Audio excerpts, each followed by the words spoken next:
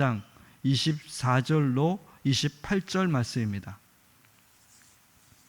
사도행전 14장 24절로 28절까지 말씀, 우리 같이 말씀 봉독합니다. 비시디아 가운데로 지나서 밤빌리아에 이르러 말씀을 버가에서 전하고 아탈리아로 내려가서 거기서 배 타고 안디옥에 이르니, 이곳은 두 사도가 이룬 그 일을 위하여 전에 하나님의 은혜에 부탁하던 곳이라. 그들이 이르러 교회를 모아 하나님이 함께 행하신 모든 일과 이방인들에게 믿음의 문을 여신 것을 보고하고 제자들과 함께 오래 있으니라. 아멘. 오늘 선교 여행 마무리하는 말씀입니다. 그리고 선교 보고까지 하는 말씀입니다. 이 말씀 통해서 은혜에 부탁하던 곳이라는 이 제목 가지고 하나님 말씀 같이 나누기를 소망합니다. 은혜에 부탁한 곳, 바로 그곳이 어디죠? 은혜에 부탁한 곳, 안디옥 교회입니다. 이 안디옥 교회 이야기가 오늘 말씀의 주제이기도 합니다. 그래서 오늘 이 말씀 통해서 하나님 은혜 다시 한번 우리 가운데 풍성해지기를 기도하고 소망합니다. 그래서 오늘 하나님 은혜에 감사합니다. 우리 한번 고백해 볼까요? 하나님 은혜에 감사합니다.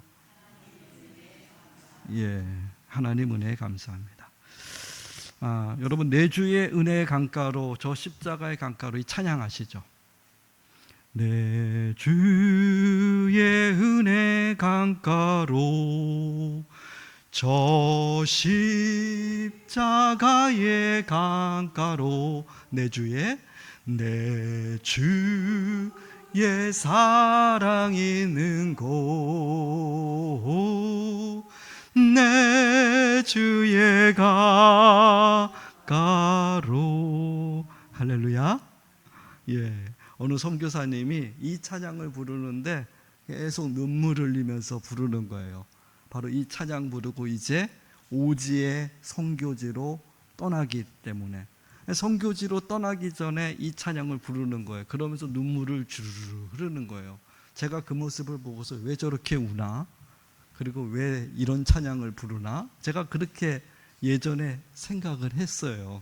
내 주의 은혜 강가로. 이 선교사님 이 찬양 부르면서 이제 파송되는 거거든요. 근데 이 찬양을 아내와 나와서 이 찬양을 부르는 거예요. 내 주의 은혜 강가로. 제가 오늘 말씀을 준비하면서 이 선교사님이 왜 이 찬양을 불렀구나 라는 것을 확 깨닫게 됐어요. 바로 그 이유는 내 주의 은혜가 아니면 선교라고 하는 생명살림의 역사를 절대로 이룰 수 없구나라는 것입니다. 그래서 이 선교사님이 눈물을 흘리면서 내 주의 은혜 강가로 이 찬양 불렀구나. 하나님의 은혜가 부어지지 않으면 다른 어떤 것도 다 할지 모르지만 하나님의 사역은 절대로 이룰 수 없구나. 바로 이 모습입니다. 여러분, 그렇게 믿으십니까? 하나님의 은혜가 부어지지 않으면 생명살림의 역사는 없다는 거예요. 오늘 우리가 이 자리에 나온 것도 동일합니다. 하나님의 은혜가 오늘 우리 가운데 부어졌기 때문에, 그래서 오늘 우리가 이 자리에 나와 있다는 겁니다. 그 은혜 아니면은 어느 누구도 그렇습니다. 그래서 선교사님들은 분명히 알아요. 은혜가 부어지지 않으면 절대로 생명살림이라는 역사는 어느 곳에서도 이루어질 수 없다는 겁니다. 아무리 돈이 많아도, 아무리 능력이 많아도, 아무리 기술이 많아도, AI가 아무리 뛰어나도 여러분 생명은 못 살립니다. 선교는 생명살림이지 않습니까? 그 생명살림은 오직 무엇가 부어져야 돼요? 하나님의 은혜가. 여러분들이 오늘 그 은혜가 부어졌기에 오늘 이 자리에 있다는 것을 잊어서는 안 돼요. 여러분, 교회에 나왔다는 것은 하나님의 은혜가 내게 부어졌기 때문에요. 그 은혜가 부어지지 않고는 어느 누구도 나오지 못해요. AI가 여러분들에게 아무리 떠밀어도 안 돼요. 여러분, 오직 하나님의 은혜가 부어져야만 가능하다는 것을. 그래서 내 주의 은혜 강가로. 여러분 한 주간 이 찬양 부르시면서 내 주의 은혜의 강가로 하나님 생명 살림의 역사가 나의 삶의 곳곳에 넘쳐 흐르기를 기도하시는 여러분 모두가 되기를 소망합니다. 바울도 마찬가지입니다. 바울도 바로 이 안디옥 교회에서 처음으로 선교사로서 파송받지 않습니까? 근데 오늘같이 어떻게 선교사로서 의도적으로 이렇게 파송된 그런 모습보다는 함께 기도하는 가운데, 그렇잖아요. 안디옥 교회에서 그들이 한 3년 정도 같이 기도하고 바울은 끊임없이 그들에게 말씀을 가르칩니다. 기도와 말씀으로 그들이 충만해졌을 때 그들 안에서 우러나오는 거죠. 그러니까 우리가 어떻게 선교해야겠다, 어떻게, 요즘은 전략적으로 하지만 제가 보기에는 바울 이 시대는 전략적이 아니라 성령의 무한한 감동인 것 같아요. 그렇잖아요. 그들이 함께 기도하고 함께 했을 때 이방 땅에 최초로 처음으로 이제 선교하는, 복음을 전해야 되는, 이들 마음속에서 우러나왔다는 거예요. 누가 바울과 바나바를 첫 선교사로 파송했습니까? 안디옥 교회 모두가.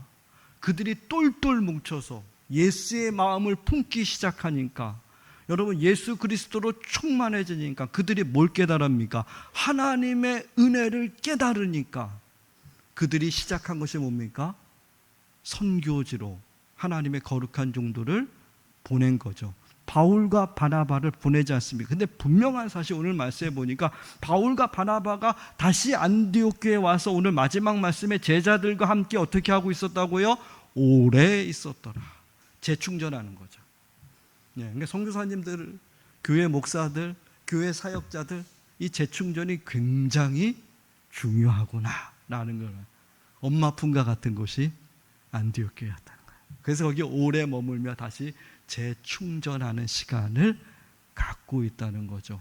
바로 안디옥 교회 모두가 함께 하나님의 복음의 역사에 같이 동참했다는 거예요. 그들 마음속에서 어떻게 막 우러나는 거죠. 뭐가 우러납니까? 생명을 살리는. 왜요? 내 생명이 살아있기에. 그러니까 이방 땅에 복음을 전해야겠다는 최초의 선교사를 온 교회가 함께, 그들이 가지는 못했지만 바울과 바나바를 대표로 그들 같은 심정으로 그들을 보내놓고서 얼마나 이 안디옥 교회가 불철주야 하나님께 기도했겠습니까? 그럼 말할 필요도 없는 거 아닙니까? 그랬을 때 하나님의 역사가, 위대한 역사가 이루잖아요. 오늘 바울이 제1차 선교 사역, 선교 여행, 그 사역을 마치고 와서 하나님께서 그 모든 일을 오늘 말씀이 뭐래요? 다 이루셨다 그래요. 이렇게 다 이룰 수 있는 것은 바울과 바나바가 뛰어나서가 아니라 함께 마음이 일치된 교회 공동체가 같이 선교했기에. 바울과 바나바만 보낸 게 아니에요. 선교사님들 딱 보내놓고서 요즘 그러잖아요. 알아서. 그런 모습 아닌 것 같아요. 함께 가는 것 같아요. 바나바와 바울은 안디옥 교회가 같이 간 거예요. 그랬을 때 그곳에서 하나님의 역사가, 위대한 역사가 일어나잖아요. 바울이 간 곳마다 어떻습니까? 생명이 살아납니까? 살아나잖아요. 교회가 세워지잖아요. 장로들이 세워지잖아요. 사역자들이 세워지잖아요. 함께 가니까, 모두가 한 마음 되니까 그런 거 아니겠습니까? 우리도 그런 마음 가지고 하나님의 거룩한 종들을 세상에 파송할 수 있는 은혜와 축복이 있기를 소망합니다. 여러분 한 사람 한 사람이 일주일 동안 세상에 파송된 선교사나 마찬가지 아닙니까? 그 한 주간 동안에 여러분 우리 교회 공동체를 통해서 여러분들이 세상 한 곳에서 그곳에서 하나님의 생명 살림의 역사를 이루는 하나님의 거룩한 백성이 되는 것, 여러분 그보다 더 귀한 역사가 세상에 어디 있겠습니까? 돈 벌고 세상에서 더 높은 지위를 얻고 더 높은 곳에 올라가는 거 좋습니다. 다 중요합니다. 근데 그보다 더 소중한 거, 나를 통해서 누군가의 생명이 소생하는 거, 그렇습니다. 내가 하는 능력과 내가 가진 지위와 내가 가진 힘과 이 모든 것들을 통해서 누군가의 생명을 일으켜 세운다는 것, 여러분 이보다 더 귀한 역사가 어디 있겠습니까? 오늘 그거 충성하라고 하나님께서 우리에게 지위도 주시고 하나님께서 우리에게 부도 주시고 하나님께서 우리에게 능력도 주신 거 아니겠습니까? 오늘 내가 이렇게 풍족한 것은 바로 이와 같이 생명 살림의 역사에 동참하라는 하나님의 은혜와 축복이 아니겠습니까? 바울과 바나바와 안디옥 교회는 이렇게 하나님의 거룩한 사역, 바로 이 사역에 모두가 동참했고요. 그들 사역의 중심이 오늘 본문 말씀에서 얘기하는 하나님의 은혜였다는 것을 분명히 얘기합니다. 바로 하나님의 은혜 없이는 이 사역들이 절대로 이루어지지 않는구나라는 것을 바울과 바나바가 오늘 말씀을 통해서 우리 가운데 들려주고 있어요. 그래서 오늘 본문 말씀에서 이렇게 얘기하죠. 오늘 본문 말씀 26절에 보면 이렇습니다. 거기서 배 타고 안디옥에 이르니 이곳은 두 사도가 이룬 그 일을 위하여 전에 하나님의 은혜에 부탁하던 곳이라, 이렇게 얘기해요. 바울과 바나바가 파송받을 때 그들을 보냈던 가장 강력한 힘과 능력이 뭐였냐 얘기하는 거예요. 그들 모든 안디옥 교회가 함께 모여서 그들이 하나님의 은혜에 모든 것을 맡겼다는 거예요. 다른 많은 것들이 있을지 알잖아요. 무슨 전략도 짜야 되고 어떻게 선교를 해야 되고 어떻게 해야 되고 많잖아요. 거기서 어떻게 먹고 살아야 되고 많잖아요. 근데 그들이 딱 한 가지 했어요. 하나님 은혜에 부탁했어요. 하나님 은혜에 모든 것을 맡겼어요. 왜요? 생명 살림은 여러분 우리 힘으로 되는 것이 절대로 아니니까요. 우리가 너무나도 잘 알잖아요. 우리 마음대로 우리가 교회 나올 수 있는 것도 아니고요. 우리 힘으로 여러분들 구원받은 은혜의 자리에 갈 수 있는 것도 아니잖아요. 오직 하나님께서 우리의 손과 발을 붙들어 주실 때만이 가능하기에 바울과 바나바는 오늘 그렇게 고백하는 겁니다. 하나님의 은혜만이 선교 사역을 이룰 수 있다는 것을 이들은 분명히 깨달았어요. 그게 안디옥 교회입니다. 이 은혜가 부어질 때만이 생명이, 본인들이 그랬으니까, 이 은혜가 부어지니까 내 생명이 소생하니까 그렇잖아요. 다른 것으로 안 된다는 것을 분명히 알았다는 겁니다. 그래서 여러분 이 선교 첫 사역 때 그들이 행했던 것은 주의 은혜의 강가로 그들을 보낸 거예요. 거기에 맡긴 거예요. 그들의 힘과 능력과 지혜가 아니라, 그렇잖아요. 세상에 있는 물질과 능력과 부와 권위와 이런 것들이 아니잖아요. 그들이 오직 하나님의 은혜만을 보았다는 거예요. 다른 것들은 여러분 힘으로 할 수도 있고 돈으로도 할 수 있고 재능으로도 할 수 있고 다 할 수 있잖아요. 근데 여러분 생명을 살리는 일은 그게 복음 전파 아니겠습니까? 생명 살리는 일은 거기에 뭐가 부어져야 돼요? 하나님의 은혜가 부어져야 돼요. 그거 아니면 안 된다는 거예요. 바울이 철저히 알았던 사람입니다. 바울은 그 은혜의 절실함에 항상 가득 차서 살았던 사람이에요. 여러분 바울이 예수 그리스도를 처음 만났을 때 장면에 보면은, 처음 만났을 때 바울은 예수 믿는 사람들을 어떻게 하려고 그랬어요? 옥에 잡아 가두려고. 그때 바울의 표정, 바울의 얼굴이 성경에서 뭐라 그래요? 살기가 가득했다. 그게 바울이었어요. 바울의 호흡이, 여러분 그 호흡 속에 살기가 나타났다는 거예요. 그 호흡이, 여러분 그 살기 가득한 호흡이 예수 그리스도를 만난 후 어떻게 변합니까? 생명 살리는 호흡으로 뒤바뀌어지잖아요. 그게 하나님의 은혜 아닙니까? 바울이 경험했잖아요.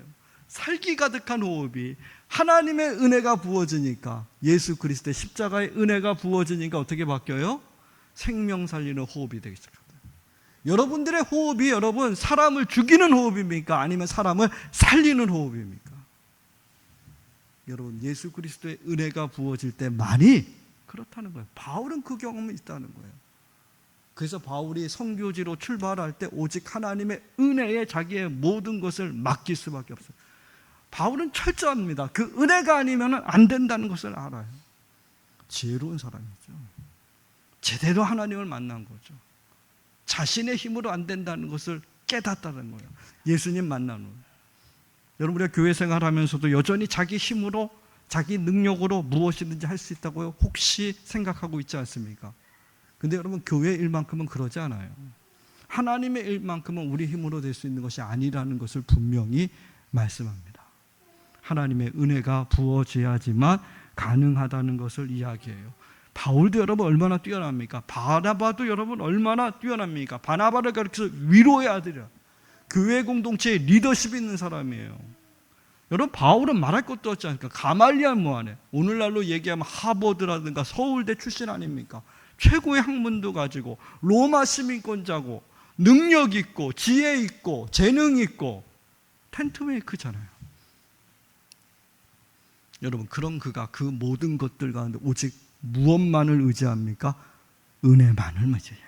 그래서 여러분 새 번역서에 보면은 이 하나님께 맡겼다는 말을 이렇게 얘기합니다. 하나님 은혜의 몸을 내맡기고 나선 곳이 안디옥 교회였다.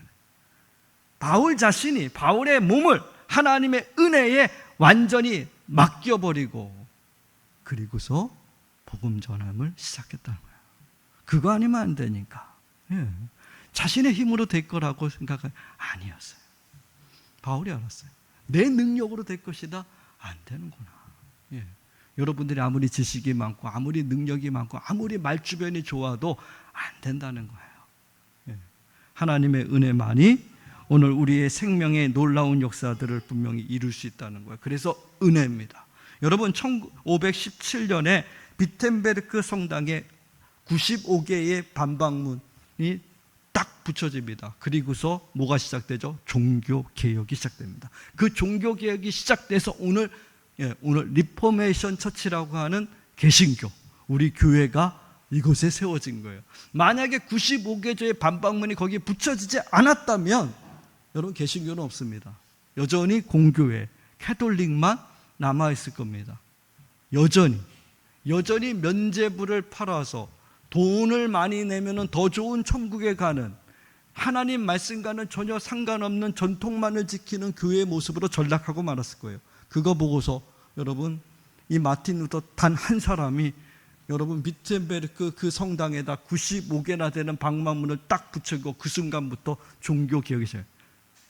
여러분 그 종교개혁을 시작했을 때 여러분 이 마틴 루터에게 얼마나 많은 위협이 있었겠어요.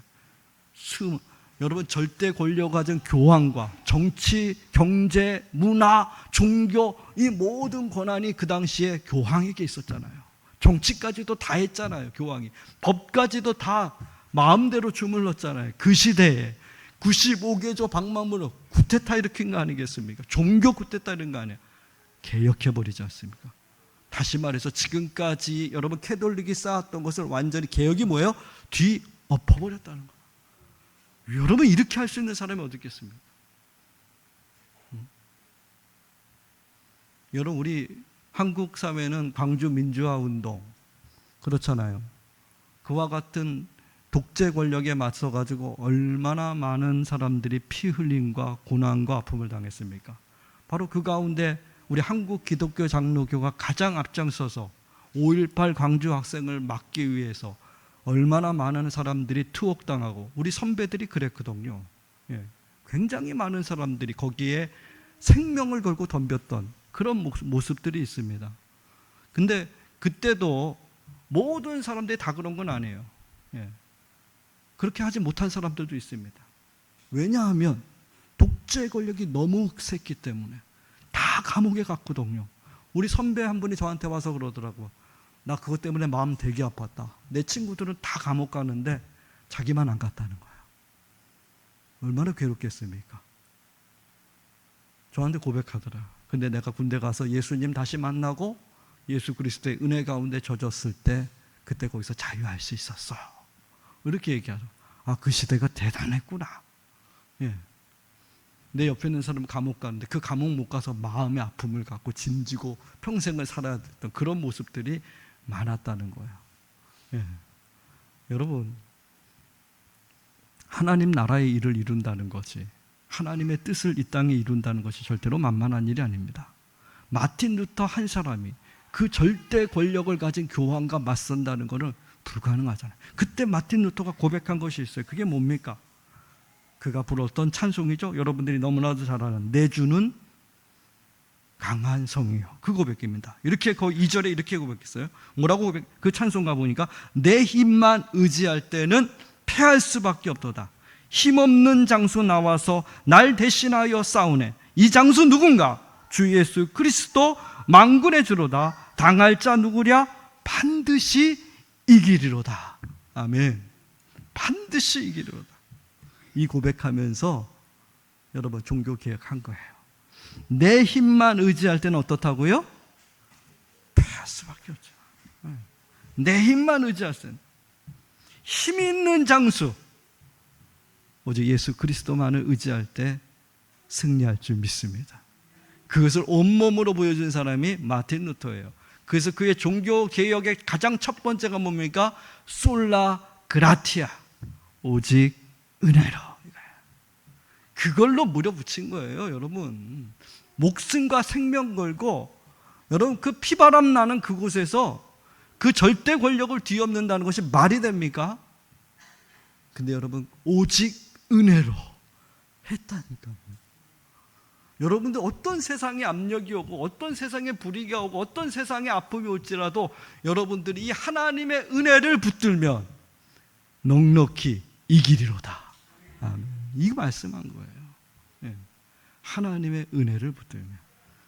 그래서 이 은혜가 얼마나 오늘 바울이 복음을 전하는 데서 절실한지, 여러분 이 복음만이, 이 하나님의 은혜를 의지할 때만이 오늘 우리들의 어떠한 삶의 자리에서도 우리는 승리할 수 있다라는 것을 얘기합니다. 그렇기 때문에 여러분 꼭 기억하십시오.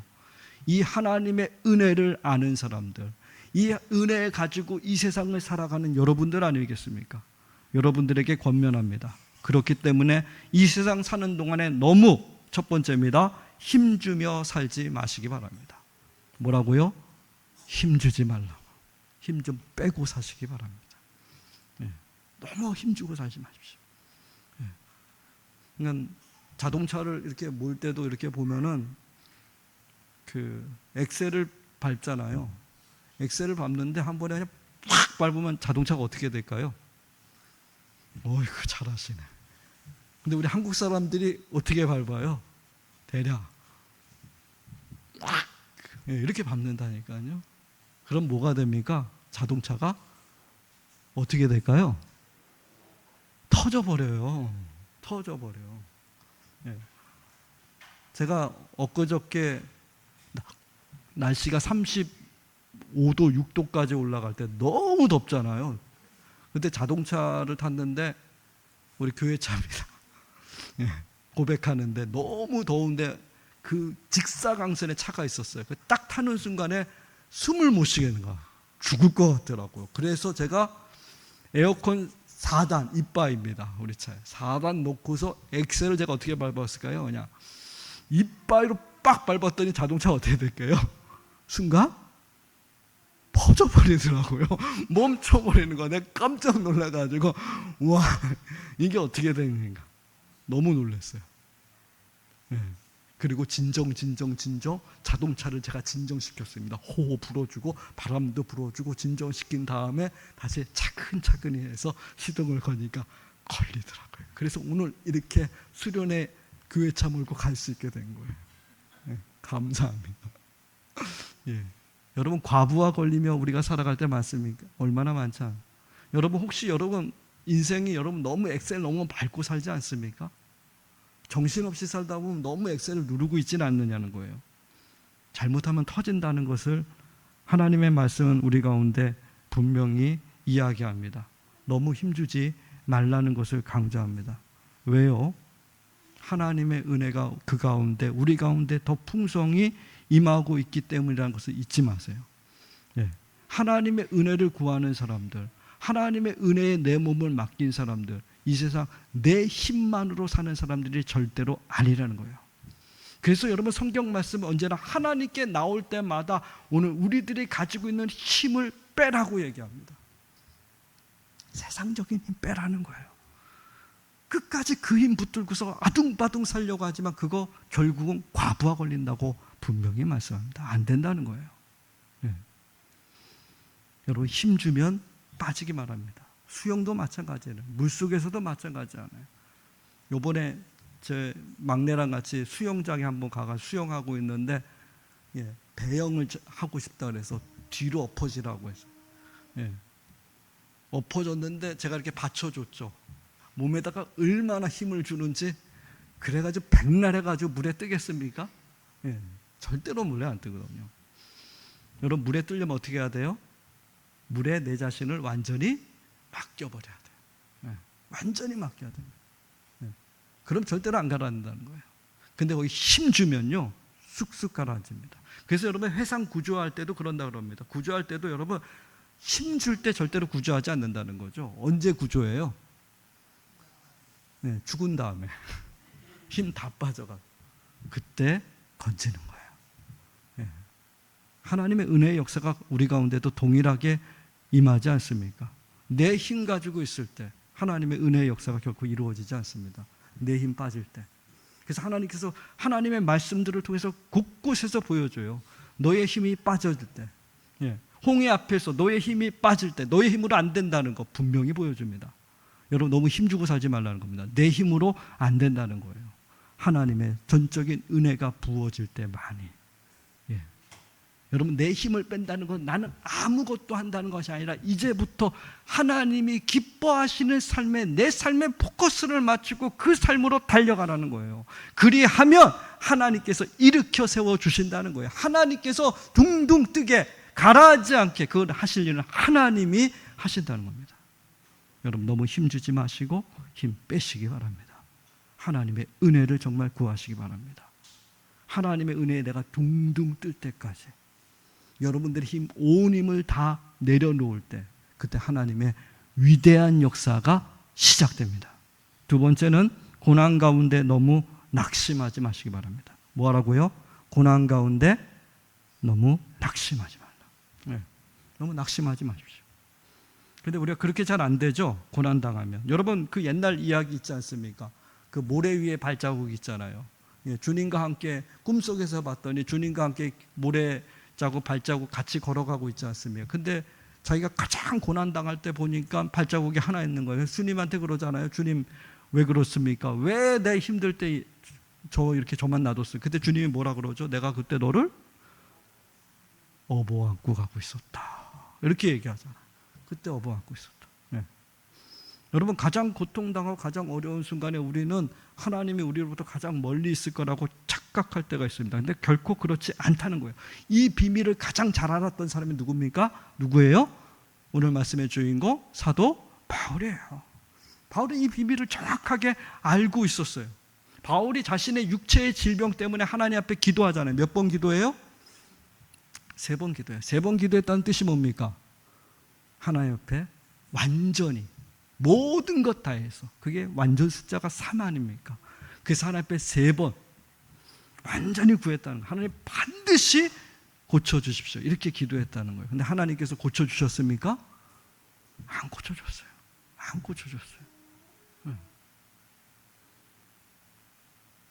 한 번도 아니고 2번도 아니고 3번. 다시 말해서 내 모든 것 다 걸고서 기도했다는 거예요. 근데 하나님이 들어줬어요? 안 들어줬어요? 안 들어줬어요. 네. 여러분 그럴 때 여러분 어떻게 합니까? 그럴 때 여러분 어떻게 해요? 나 이제 교회 안 다녀. 여러분 어떻게 합니까? 그럴 때. 그럴 때 여러분 실망할 수 있지 않습니까? 근데 바울이 그때 뭐라고 고백합니까? 고린도 후서 12장 9절 말씀 우리 한번 같이 고백해 볼까요?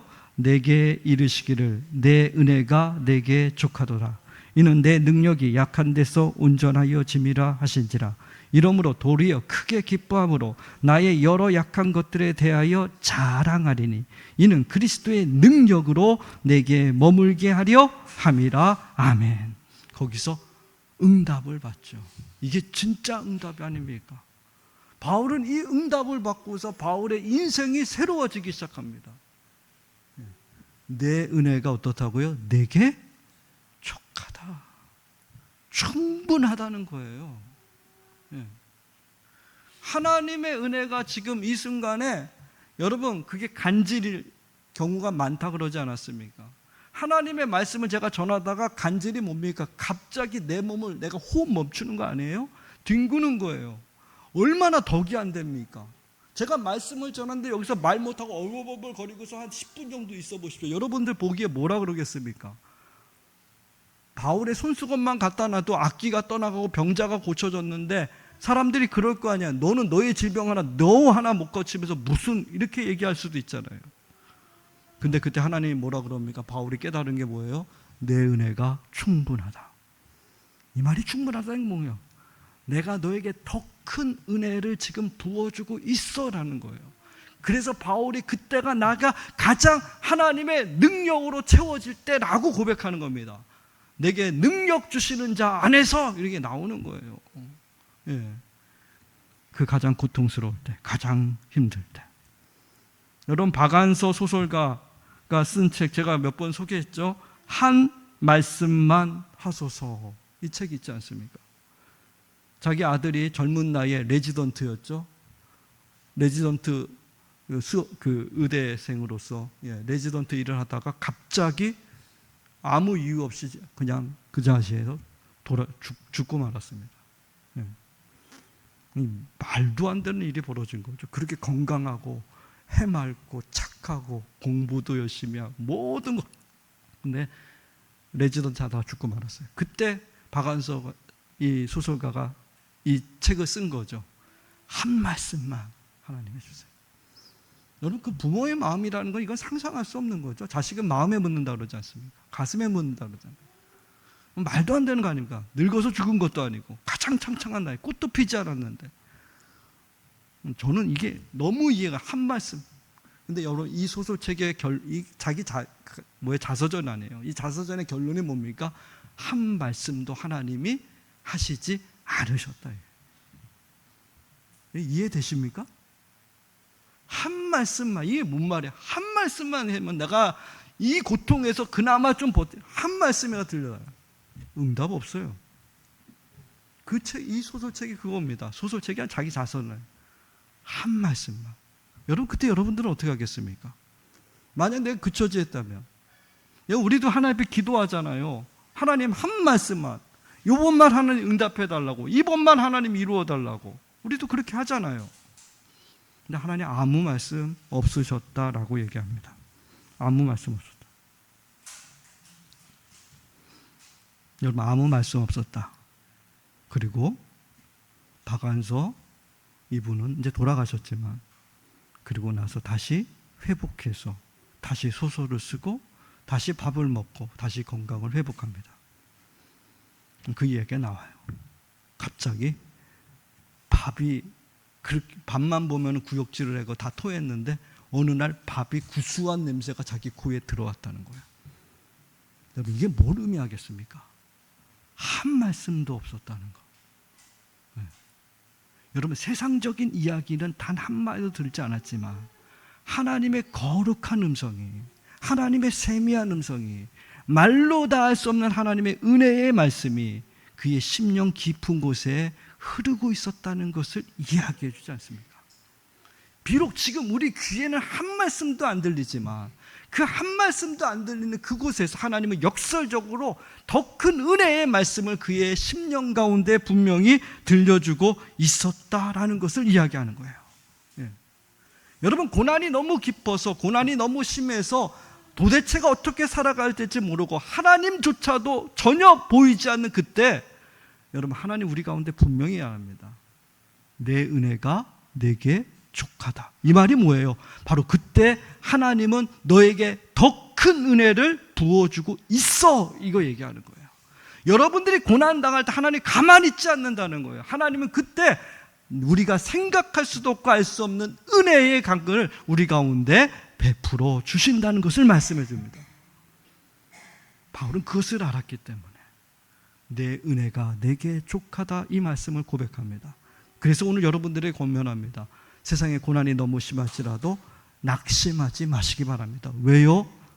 거기에 더 큰 은혜가 분명히 하나님의 은혜를 구하는 사람들에게 더 많이 부어주고 있다는 사실을 여러분 놓치지 마시기 바랍니다. 거기에 분명히 있어요. 지금 하나님, 나 너무 어렵습니다. 하나님, 이렇게 해서 못 살 것 같습니다. 하나님, 이렇게 해서 나는 아무것도 안 될 것 같습니다. 여러분, 그 자리에 하나님의 말로 다 할 수 없는 은혜가 부어지고 있다는 것을 여러분 놓치지 마시기 바랍니다. 너무 낙심하지 말라는 겁니다. 좌절하지 말라는 겁니다. 오히려 그때 하나님의 은혜를 찾으시기 바랍니다. 그러면 그 은혜가 여러분들을 다시 일으켜 세워주시고 십자가에 달려 죽으시고 부활하신 그 주님이 여러분들의 능력의 장중에 분명히 이끌어 주실 것입니다. 말씀 마치겠습니다. 바울의 전 생명살림의 선교사역의 시작 그리고 끝 오직 하나님의 은혜였습니다. 은혜 아니면 절대로 불가능하다는 것을 바울은 온 선교 여행을 통해 선교 사역 모든 것을 통해서 우리 가운데 고백합니다. 오직 그 하나님의 은혜, 십자가에 달려 죽으시고 부활하신 예수 그리스도만이 우리 인생을 일으켜 세울 수 있습니다. 오직 그 예수 그리스도를 온전히 바라보시는 이번 한 주간을 맞이하시는 하나님의 은혜에 푹 빠진 한 주간 되시기를 주님의 이름으로 축원드립니다. 네, 기도하겠습니다. 하나님 고맙습니다.